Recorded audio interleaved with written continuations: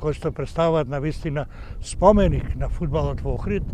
Охрид на тој надпревар, тоа беше врв на, мислам, не само на мојата кариера, него и за градот. Во Охрид на тој надпревар се направија специјални трибини, се собраја над 7.000 гледачи, одигравме еден навистина квалитетен надпревар, до 75-та минута водевме со 3-1. Но еден пенал направил наша страна, погрешка наша, не е важно, мислам многу не е битно кој го направи и така натака. Борец се успеа од пенал да постигне гол и да намали на 3:2.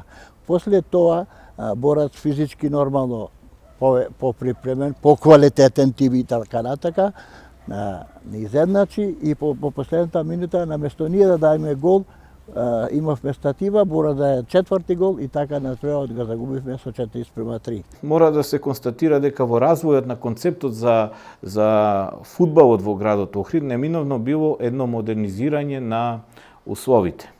Покрај стадионот Грашница навистина веќе се поттикнало и се поставувало прашањето за градење на еден современ центар во кој што не само фудбалскиот клуб Охрид, туку и сите други спортови кои навистина екзистирале на просторот на град Охрид, требало да бидат офатени.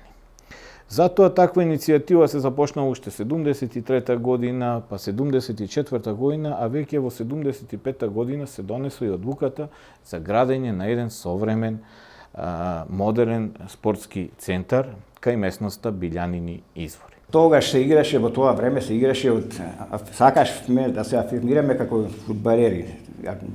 Не се работеше како сега што првенствено се парите во преднос. Еден наш фудбалер, Шериф се викаше, само за да се знае како со каков ентузијазам играше.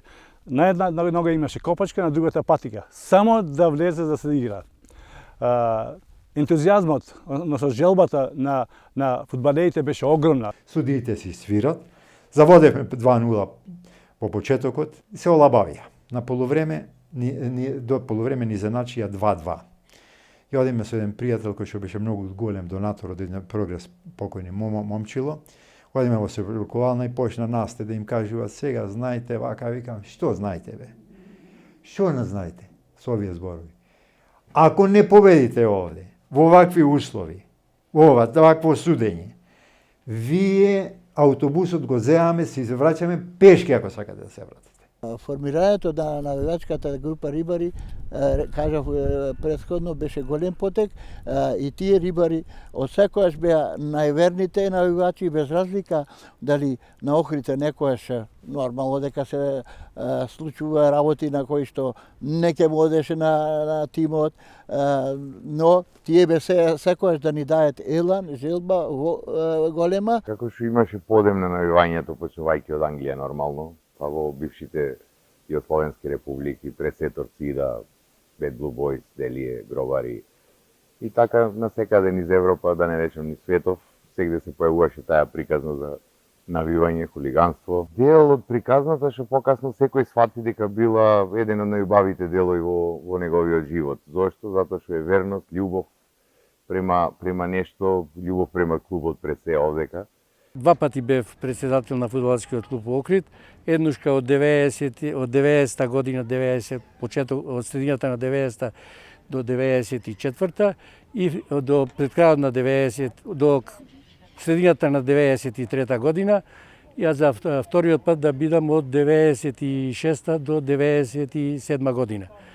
Во првиот период воведовме со наши тренери, но потоа во тоа време мислеа дека е погрешно, ама се покажа дека е правилно, донесовме играчи од страна. Така во Охрид беа и тренери, а тоа беше Ванчо Балески, покасно беше Мишич.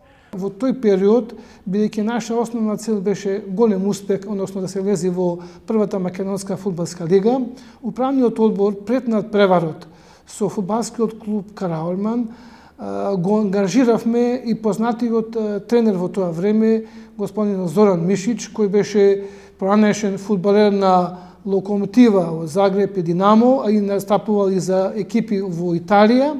Прав фезерски дерби и мислам дека едно 2 до 3 сати пред самата утакмица трибината беше полна. На оваа страна салата не беше готова, на плочата полна, рефлектори полна и мислам дека имаше околу 7-8 илјади гледачи. Дож пред самата утакмица голем дож, меѓутоа не сметаше тоа да трибините бидат полни и со стружани и со охриѓани. Утакмицата заврши 2:2. После една ситуација кога Охрид испадна од втората фудбалска лига, тоа се деси во сезоната 2002 година, клубот 2 години, значи две напрвачки сезони, 2002 и 2003, не се напрваше. Али, бидејќи во Охрид постоја добри спортски работници, кои му мислат добро на фудбалот, се појави иницијатива во 2004 година со враќањето од Австралија на нашиот познат тренер Драган Блажевски, кој беше главниот иницијатор, а можам да речам и единствен финансер, за да се основа повторно фудбалскиот клуб Охрид. Кога го презема во Охрид, беше со 5 деца останат и еден помошен тренер. Миле Цветковски.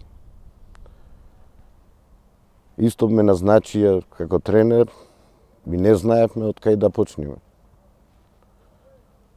5 деца, прошлата сезона административно, мислам, сте запознаени, Охрид требаше да е испадни, па го вратија во втора лига и зедов голема врска да го стабилизирам клубот.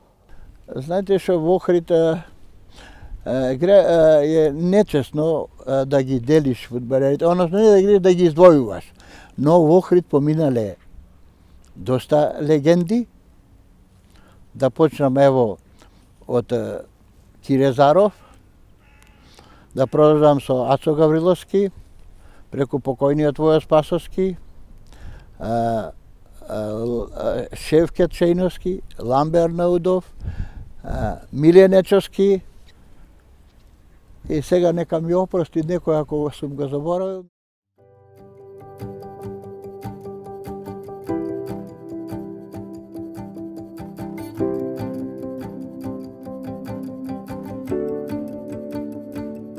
Ново утро пукна, в кајче спијам пак. Стрмецон ме носи, пента завиват. Во ушиве ми звони песна позната од калено грми.